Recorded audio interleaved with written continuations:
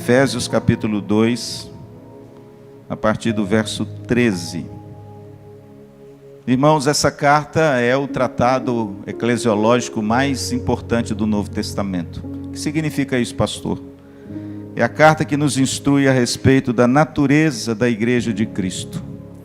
A gente tem que aprender um pouco sobre o que é a igreja, porque nós somos a igreja, mas não eu em particular. O corpo reunido de Cristo é a igreja de Cristo. E a carta de Paulo aos Efésios é um tratado maravilhoso de um homem que foi muito mais do que apenas um bandeirante na fé, um pastor amoroso, mas um homem que amava a igreja. Na carta aos Tessalonicenses, Paulo diz que a igreja é a sua alegria, é a sua coroa. A igreja, para Paulo, era o prêmio que Deus colocaria nas suas mãos, pelo qual ele deu a sua vida. O apóstolo Paulo, irmãos, era um homem que se preocupava tanto com as igrejas, que nós temos essa herança bendita nas suas cartas no Novo Testamento. Nós só temos as cartas porque um homem se preocupou com a igreja. E ardorosamente, fervorosamente, amorosamente, esse homem doou tudo o que ele tinha em benefício da gloriosa igreja de Jesus. E a carta de Paulo aos Efésios é um tratado sublime sobre a gloriosa e invencível igreja de Jesus. Mas a igreja de Éfeso tinha um problema. Talvez por isso a carta. A gente sabe que Paulo escreveu as suas cartas, a maioria delas em resposta a problemas na igreja. E a igreja tem problemas por uma razão. Que eu estou aqui. E você também. Se homens não estivessem na igreja, a igreja não teria um problema. Mas porque a igreja é feita de homens, mulheres, pecadores, a igreja tem problema. E Paulo, irmãos, ele de forma muito inteligente, ele escreveu as suas cartas em resposta aos problemas da igreja. E aí, por causa dos problemas da igreja, a gente tem essa sublimidade nas mãos, está vendo? Então, olha, fique tranquilo quando você se sobressalta com um problema na igreja, achando que é o fim do mundo. Deus usa até o problema para tratar com você. Deus usa até as desavenças particulares e peculiares e relacionais para ensinar você. Deus é o Deus soberano que tudo vê, tudo sabe. E Ele cuida da sua igreja, deixa eu te dizer uma coisa, melhor do que você, tá? Não pense que você é a cereja do bolo e que por sua causa as coisas vão acontecer ou deixar de acontecer. Não. De Deus somos o quê? Cooperadores. É Ele, irmãos, que tem o maior interesse na sua igreja. Portanto, meu filho, ouça o seu pastor, descansa o seu coração, tá bom? E tenha uma visão mais dócil e mais mansa a respeito da natureza humana, incluindo você, talvez em dificuldades que eu e você gostamos de apontar, mas que nós muitas vezes também as perpetuamos. A igreja de Éfeso foi fundada pelo apóstolo Paulo na sua terceira viagem. De Éfeso, Paulo retorna a Jerusalém. Lá em Atos capítulo 19, ele chega na cidade de Éfeso, a quarta maior cidade da época do Império Romano. 450 mil habitantes. Você pode imaginar isso? A Suíça não tem nenhuma cidade com essa população. A maior cidade da Suíça é Zurique, tem 350 mil habitantes. Já naquela época, a cidade de Éfeso tinha 450 mil habitantes. Você pode imaginar um negócio desse? E a cidade de Éfeso tinha nela uma das 8 maravilhas do mundo na época. Qual é, pastor? O templo da deusa Diana. Uma cidade que as pessoas peregrinavam de todas as plagas da Ásia para adorar a deusa Diana, que eles dizem que caiu do céu. E eles fizeram um grande monumento que hoje, você visitando as ruínas da cidade, você vê as colunas do templo. 24 metros é o pé direito desse templo. Era algo esplendoroso, suntuoso. Afluíam pessoas de vários lugares, a cidade efervescia. E foi lá que o apóstolo Paulo desempenhou o tempo maior do seu ministério. Quantos anos Paulo ficou em Éfeso? 3 anos. Nenhuma outra cidade o apóstolo Paulo gastou tanto tempo, também com tanta gente. E o interessante, irmãos, que quando Paulo chega em Éfeso, a Bíblia diz que ele faz o que ele fazia sempre quando ele chegava numa cidade onde tinha judeus. O que ele fazia? Procurava uma sinagoga. E ele pregava na sinagoga para os judeus primeiro. E ele anunciava o evangelho de Cristo. E lá em Atos 19, diz que muitos judeus se converteram a Cristo, mas houve também uma ferrenha oposição. E Paulo então sai da sinagoga, como aconteceu com Corinto. E quando ele sai da sinagoga, ele prega então na escola de Tirano. Talvez alguém abriu a porta de uma escola e Paulo começou a pregar o evangelho. A Bíblia diz que um grande avivamento aconteceu na cidade. Livros de magia eram queimados em praça pública. Os nichos, as imagenzinhas de mercado para vender a religião para as pessoas eram queimadas e destruídas por causa da mensagem poderosa do evangelho. E aí, irmãos, o tumulto e o bicho pegou. A cidade toda se levanta em polvorosa contra o apóstolo Paulo. E ele então é acuado numa situação tão difícil que ele narra essa situação na carta aos Coríntios. Ele diz que por causa disso, ele se desesperou ao ponto da própria vida. Porque, irmãos, uma cidade de 450 mil habitantes se levantar contra uma pessoa não é mole. Mas o texto diz, irmãos, que de forma corajosa e destemida ele permaneceu naquela cidade.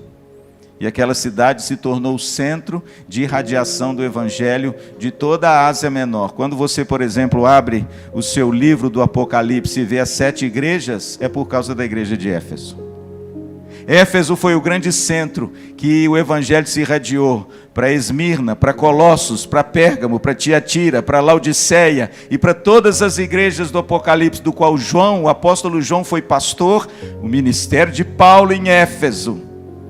E a palavra de Deus se disseminou. O apóstolo Paulo, irmãos, ele então muda de estratégia. Você sabe que o apóstolo Paulo era um missionário da igreja de Antioquia, Atos capítulo 13. Ele era um copastor, juntamente com Barnabé. E os dois saem na sua primeira viagem missionária e ele sempre retorna para prestar relatório à igreja de origem. Missionários, ouçam o seu pastor. Dar relatório é uma bênção, viu? Valorize a igreja que você faz parte e preste relatório a ela dos seus atos. Isso é bonito, ético e demonstra amor à igreja. Tá faltando isso nos nossos dias. A Bíblia diz que Paulo retornava e dava o relatório das suas viagens. Interessante, na terceira ele não deu mais em Antioquia. Por quê? Ele não voltou mais. Porque na igreja de Antioquia, irmãos, teve um problema sério com o apóstolo Paulo.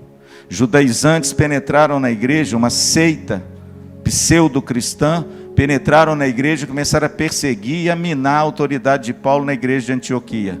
Ele se aborrece tanto que ele muda o seu QG de Antioquia para Éfeso.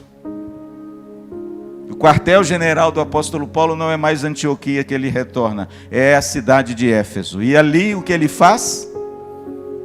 Ele fica gravitando em torno daquela cidade, volta a ela algumas vezes e de lá ele manda os seus colaboradores. Por exemplo, Tíquico, Tito, Epafrodito, Timóteo. Vão agora evangelizar as regiões sob a supervisão de Paulo. E Paulo permanece 3 anos na grande, bela e idólatra cidade de Éfeso. A Bíblia diz que Paulo se despede dessa cidade de forma muito emocionante. Atos capítulo 20. A Bíblia diz que quando ele vai de viagem a Jerusalém, ele passa pela cidade de Mileto. E da cidade de Mileto ele manda chamar os presbíteros de Éfeso, porque ele quer exortar aqueles homens a cuidar da igreja e a se alertarem contra os lobos que se levantam entre eles e fora deles. E lá em Atos capítulo 20, irmãos, está um dos textos mais belos de despedida de um pastor com a sua igreja. Paulo reúne com seus presbíteros no porto de Mileto. Ele faz uma retrospectiva do seu ministério. Ele fala como ele se conduziu os 3 anos em Éfeso. Como ele pregou o evangelho nas praças, de casa em casa, em todos os lugares que se abriram. Como ele se devotou ao evangelho, entendendo que a vida dele não era preciosa conquanto que ele cumprisse a vocação de Cristo. Ele alerta aqueles homens a eles se fiarem na palavra de Deus e não na palavra de homens. Mas acima de tudo, ele diz que eles nunca mais veriam o seu rosto. Que ele iria para Jerusalém e ele não voltaria mais para lá. Porque ele sabia, irmãos, que em Jerusalém ele seria preso, como ele foi, e levado cativo em Cesareia, e depois levado cativo para Roma. A igreja nunca mais veria o seu pastor e apóstolo. O texto diz, irmãos, que no final do texto, Paulo olha para aqueles homens e disse: não cobicei de vocês prata nem ouro. Pelo contrário, eu trabalhei com as minhas próprias mãos, porque o Senhor Jesus me disse que é melhor dar do que receber. Estou limpo do sangue de todos vocês. E desde agora, vocês nunca mais verão o meu rosto. O texto diz, irmãos, que Paulo ajunta a sua liderança na cidade de Éfeso, se ajoelha no porto de Mileto, ora com eles. E o texto diz que fez-se um grande pranto. E eles, chorando, abraçaram e beijaram afetuosamente o seu pastor. Quando Paulo está preso em Roma, ele escreve a carta aos Efésios. Essa carta, irmãos, é uma carta que Paulo de repente quer tratar de um problema na igreja, porque alguém foi até Roma, e eu creio que é Epafrodito, porque ele fala isso numa outra carta, que quando ele esteve preso em Roma, ele não teve assistência de ninguém de fora, a não ser Epafrodito, que foi lá contar como estavam os campos, e ele deve ter narrado para Paulo que na igreja de Éfeso tinha um problema. Qual era? Desunião. Pastor, qual era o problema da igreja de Éfeso que levou o apóstolo Paulo a escrever um tratado tão bonito sobre a igreja? Eu te explico rapidamente. A igreja de Éfeso, Paulo começou pregando numa sinagoga e muitos judeus se converteram.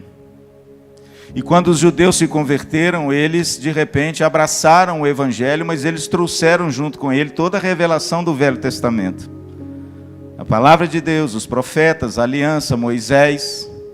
E eles agora abraçam o evangelho de Cristo, mas também na cidade de Éfeso se converteram muitos gentios. Quem eram os gentios? Sou eu e você. São todos aqueles que não são judeus por nascimento, eram gentios. E os gentios ouviram a palavra de Deus e abraçaram a palavra de Deus com muita alegria. Mas aí aconteceu um problema.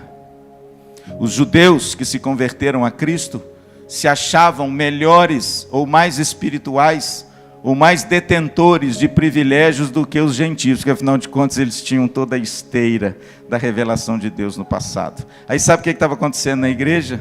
Estava acontecendo um litígio, uma divisão entre crentes judeus e crentes gentios. Tipo assim, eu sou um crente judeu, eu sou melhor do que você, porque você é um crente gentio. Se você não é um crente judeu, você não faz parte da nossa patota.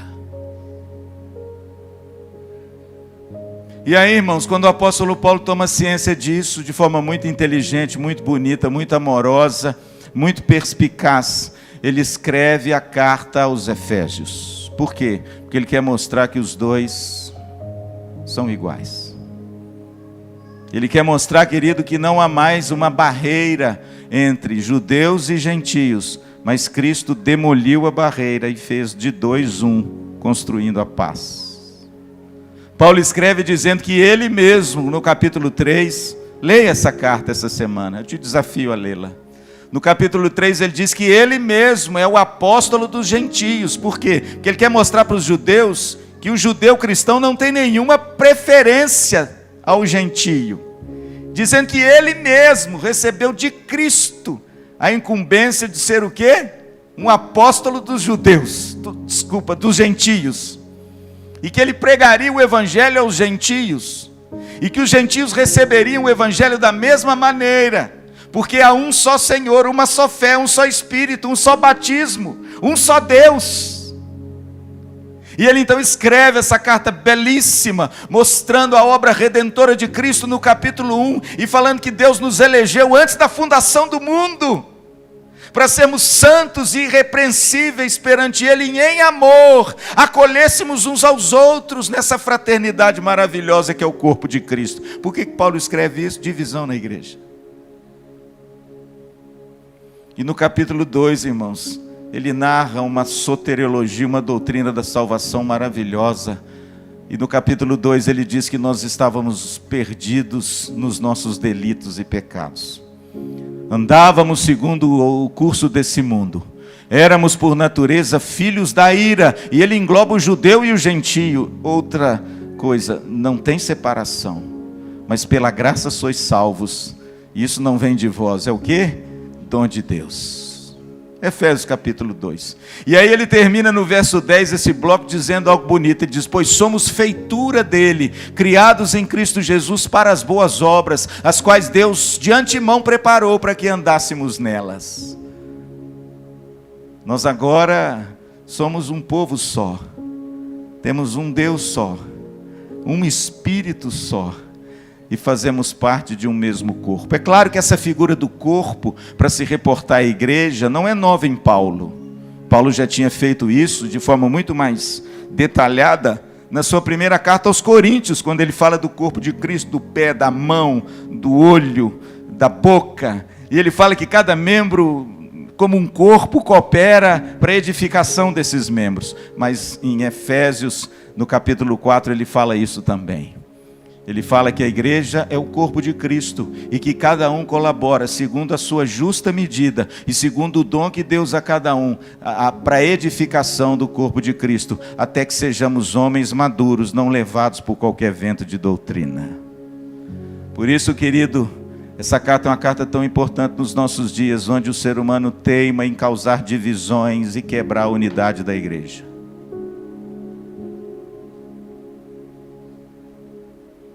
Se a igreja fosse deixada à nossa mercê, certamente ela não existiria mais.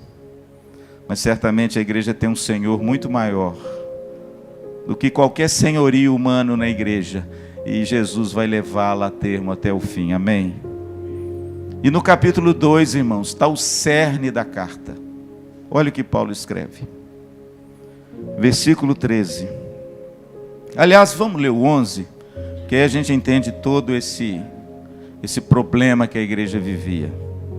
Portanto, lembrai-vos de que outrora vós, gentios na carne, chamados incircuncisão por aqueles que se intitulam circuncisos na carne por mãos humanas, naquele tempo estáveis sem Cristo, separados da comunidade de Israel e estranhos às alianças da promessa, não tendo esperança e sem Deus no mundo. O que Paulo está dizendo, pastor? Ele está dizendo para os gentios que antes da revelação de Cristo, os gentios estavam perdidos. Eles não tinham esperança. Eles estavam alheios à revelação de Deus que Israel tinha. Que Israel foi privilegiado em ter a revelação de Deus. O doutor Emílio Garófalo deve ter falado aqui que as histórias do Velho Testamento é o desenrolar do plano redentor de Deus através das histórias. E as histórias de quem? De Israel. Olha que bonito. E Paulo está dizendo isso aqui, que olha, vocês que eram gentios, nós estávamos alheios a isso, separados da comunidade, sem esperança e sem Deus no mundo. Paulo introduz o estado que os gentios se encontravam para depois dizer como eles agora se encontram. Verso 13. Mas essa adversativa é muito forte em Paulo. Paulo é um artista da palavra. Ele usa o mas para dar o contraste do que éramos e agora o que somos. Mas agora em Cristo Jesus, vós que antes estáveis longe, fostes aproximados pelo sangue de Cristo, porque Ele é a nossa paz. Preste atenção agora o tema da carta, o qual de ambos, que ambos, pastor? Judeus e gentios, o qual de ambos fez um, e tendo derrubado a parede da separação, que estava no meio, qual é essa parede? A inimizade, está aí escrito. Aboliu na sua carne a lei dos mandamentos, na forma de ordenanças, para que dos dois, que dois? Judeus e gentios, criasse em si mesmo um novo homem, fazendo a paz. Preste atenção no verso 16. E reconciliasse ambos em um só corpo com Deus. Em outras palavras, sabe o que Paulo está dizendo? Vocês gentios que estavam longe, Cristo os aproximou, mas em nada vocês agora diferem dos judeus que estavam perto. Existia uma barreira, um muro de inimizade entre vocês. Isso dentro da igreja, irmãos. E Cristo agora derrubou esse muro. Olha que coisa linda. E de ambos, Ele fez um. E colocou os dois num só corpo. Olha o que diz o versículo 16. E Ele destruiu por intermédio da cruz, verso 16, destruindo por ela a inimizade. Pastor, quem é o autor da unidade na igreja? Cristo. Qual é o instrumento da unidade? A cruz. Qual é o agente da unidade? O Espírito Santo. A unidade da igreja não é uma coisa que eu produzo. Você produz uniformidade, é diferente. Você vai num quartel, está todo mundo vestido certinho. O que é isso? Uniformidade. Você vai numa empresa, está todos os funcionários com crachá e roupinha da cor da empresa. O que é isso? Uniformidade. A uniformidade é uma tentativa humana de produzir unidade. Mas é uniformidade. Isso é coisa de homens. Deus é diferente. Deus não produz uniformidade. Mesmo porque a sua igreja, segundo Paulo aos Efésios, não é uma uniformidade, é uma diversidade. Aí que está a beleza da igreja.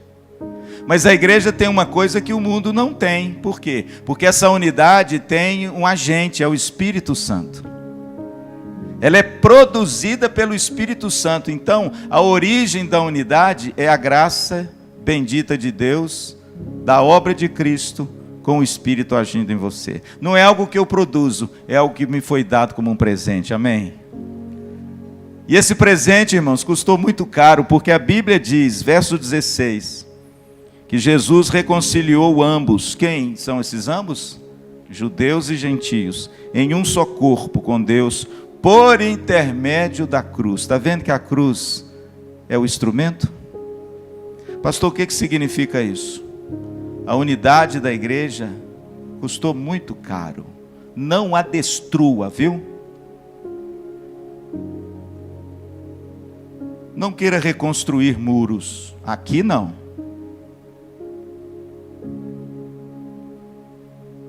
A Bíblia diz que Jesus reconciliou ambos e destruiu por ela a inimizade. Olha o que diz o verso 18.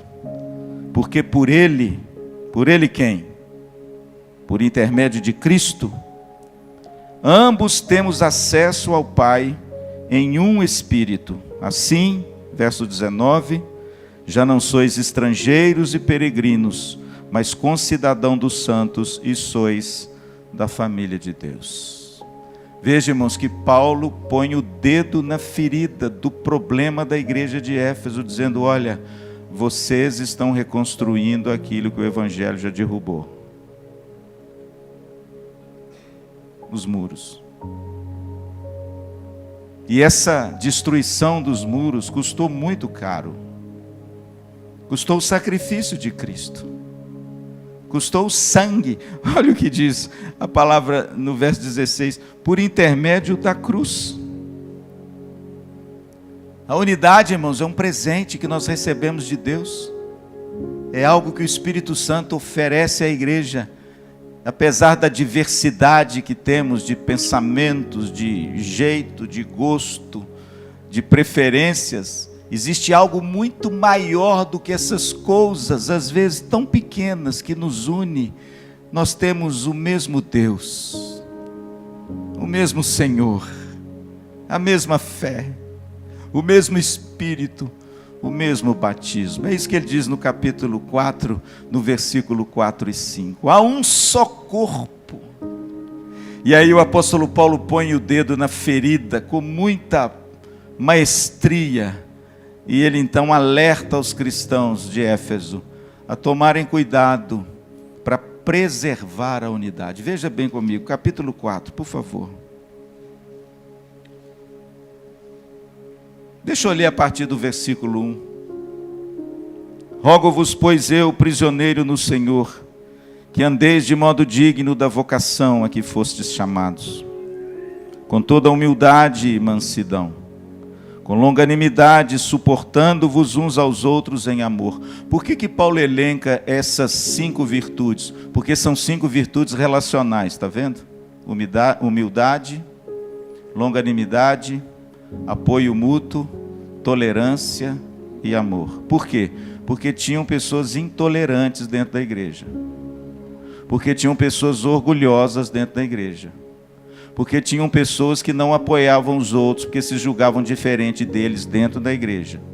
Porque tinham pessoas, irmãos, que não valorizavam as virtudes do reino de Deus, mas ainda estavam vivendo, entronizando o reino do ego.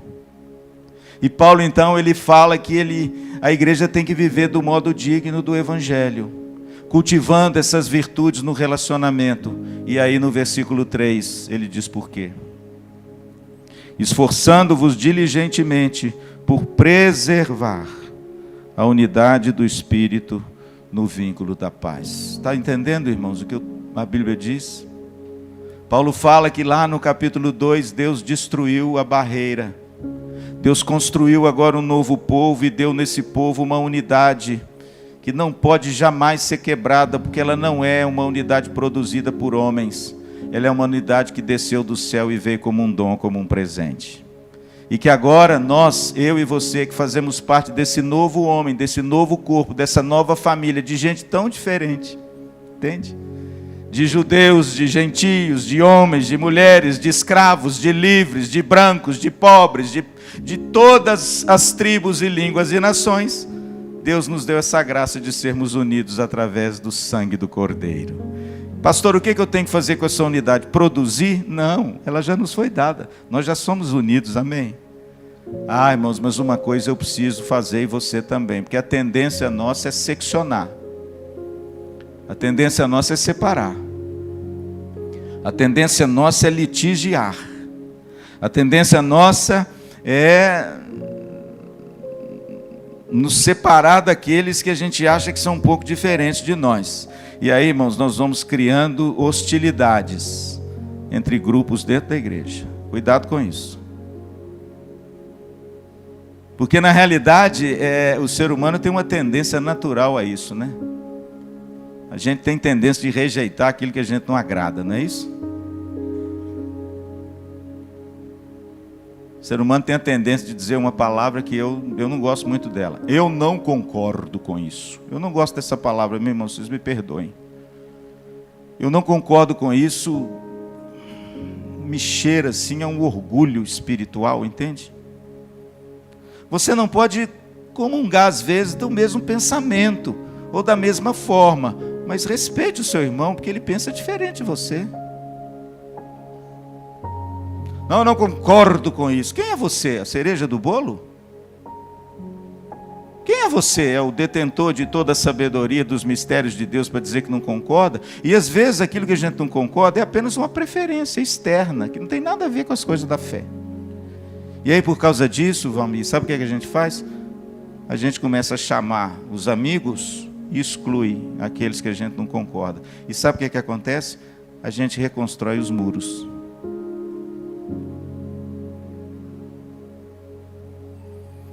Pastor, qual é a exortação de Paulo máxima para a igreja de Éfeso? Preserve a unidade.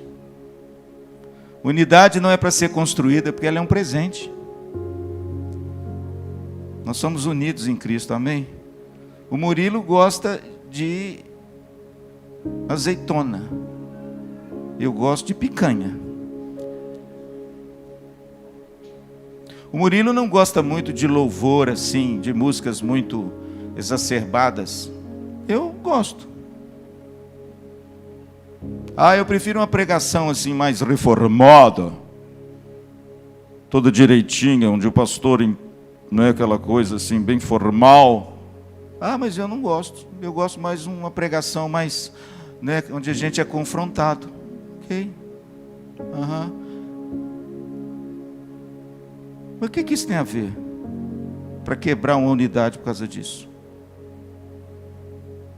Tem coisas, irmãos, que, sinceramente, eu com meus 26 anos de pastor e com meus 60 no lombo, eu fico me perguntando se vale a pena a gente ficar nessa picuinha com coisas tão periféricas.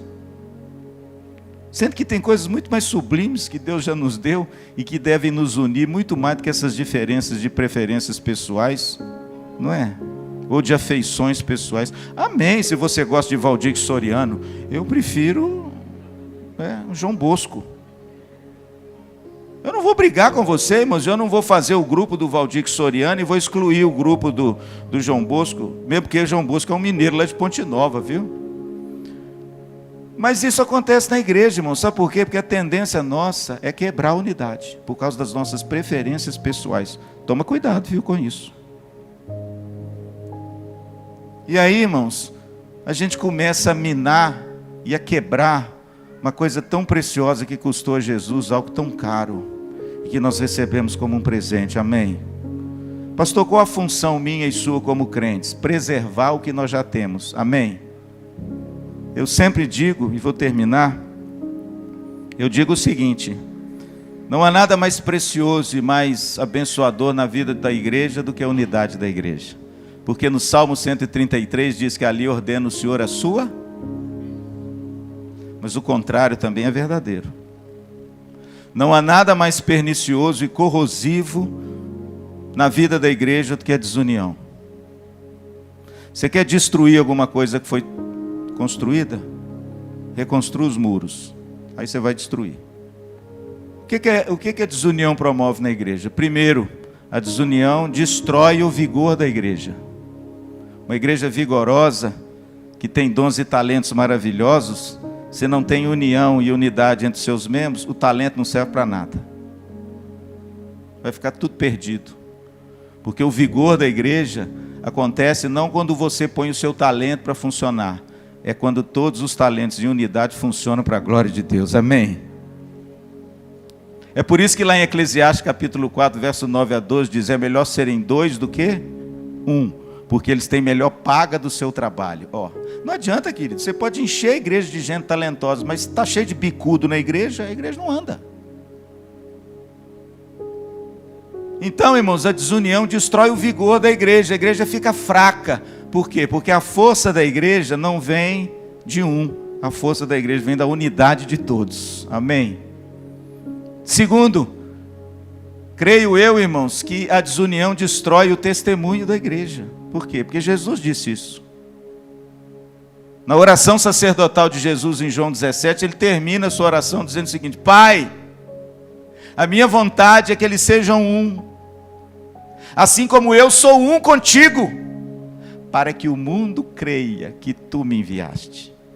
Irmão, isso é muito sério. Eu não sei se você consegue mensurar a seriedade desse negócio. Sabe o que Jesus está dizendo? Que quando há desunião na igreja, acabou o testemunho da igreja. Faliu. O mundo vai caçoar da igreja. Porque o que dá impacto na igreja, o que é? A unir. No mundo, irmãos, com tantas guerras, né? De ver a guerra da Ucrânia que se estende por tantos anos, Israel lutando ardorosamente contra os árabes, agora contra os libaneses, litígios para todo lado, famílias se destroçando por falta de unidade. Nós temos que tomar muito cuidado para não seguir nessa esteira dentro da igreja, viu, irmãos?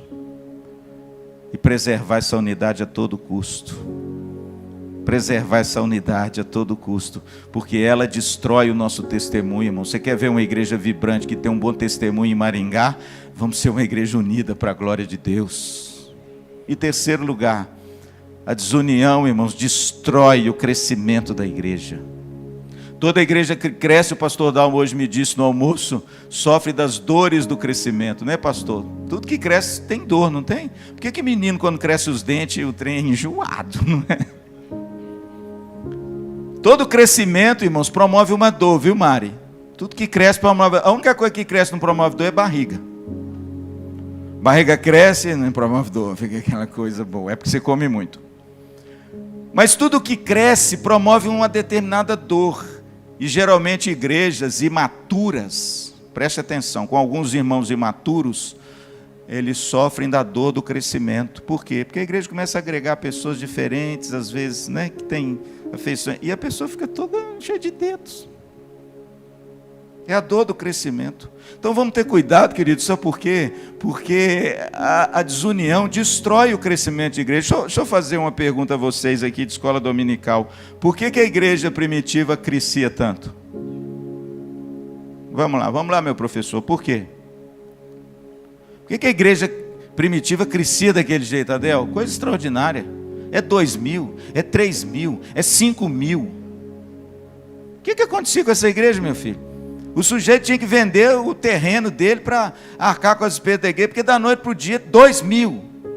E cresce, e cresce, e cresce, e a coisa cresce. Aí você fala assim, meu Deus, tudo bem, a igreja é cheia do Espírito Santo, amém. O Espírito Santo é o autor, mas o autor de quê? Você sabe onde que está o texto que fala da razão por que a igreja primitiva crescia assim? Está lá em Atos 2, 42 a 47. Vou declamar para vocês. E perseveravam na doutrina dos apóstolos, na comunhão e no partir do pão. Faziam orações e as suas refeições eles compartilhavam de casa em casa. Tudo eles tinham em comum. Vendiam as suas propriedades na medida que alguém tinha necessidade e repartiam o dinheiro para que não houvesse ninguém passando fome ou lutas na igreja. Eles perseveravam na doutrina dos apóstolos. E a Bíblia diz que eles contavam com a simpatia de toda a cidade. E enquanto isso, acrescentava-lhes o Senhor dia a dia os que iam sendo salvos. Agora tem uma expressão ali que é o cerne dessa passagem. Qual é? Tinham tudo em comum. Qual o segredo do crescimento da igreja primitiva? A unidade. A IPVO precisa crescer para a glória de Deus. Mas ela só cresce. O crescimento que procede de Deus, se você for um construtor de pontes e nunca de muros, porque o Evangelho não te ensinou a construir muros, o Evangelho te ensinou a construir pontes. Quem constrói muros e te ensina a construir muro é o seu ego, é o seu orgulho, é a sua soberba. Mas o Evangelho não nos ensina isso. Aleluia, irmãos, que coisa linda. Recebemos esse presente. Somos unidos em Cristo. Aquilo que nos separa não é motivo para desunir essa fraternidade maravilhosa que nós temos. Vamos orar. Pai querido, como é bom estar de volta, Senhor. Como é bom saber que o Senhor é aquele que guarda a nossa entrada e guarda a nossa saída desde agora e para sempre. Como é bom saber que o Senhor cuida dos seus aonde os seus estiverem. E como é bom que o Senhor sempre traz os seus de volta ao teu aprisco. Obrigado pela tua igreja, Senhor, que é o nosso porto seguro. É o nosso cais, onde a gente ancora a nossa âncora, não na terra, mas no céu, como diz a tua palavra. Obrigado porque temos um lugar onde nós nos sentimos seguros, é a tua igreja. Então, Senhor, me ajude os meus irmãos a preservar esse presente glorioso que foi dado por Cristo de ambos fazerem um só. E livra-nos, ó Deus, de sermos teimosos e querermos promover e construir muros aonde o Senhor já os quebrou e construir uma ponte gloriosa que nos uniu para sempre. Não permita, Senhor, que o pecado, que as preferências pessoais sejam maiores do que a tua obra na cruz. Não permita, Senhor, que o nosso suor seja maior do que o teu sangue. E ajuda-nos a nos submeter primeiro ao senhorio de Cristo em amor ao outro, entendendo que fomos chamados o corpo de Cristo e família de Deus. Abençoa a tua igreja, Senhor, edifica a tua igreja. Não permita, Senhor, que a tua igreja sofra com a quebra dessa unidade que uma vez nos foi dada para sempre no Espírito. E abençoa, Senhor, a nossa casa. Faça prosperar a tua igreja para vermos o teu milagre que o Senhor já nos mostrou de antemão, mas podemos construir juntos esse futuro glorioso da IPVO para a glória de Deus. Oramos em nome de Jesus. Amém.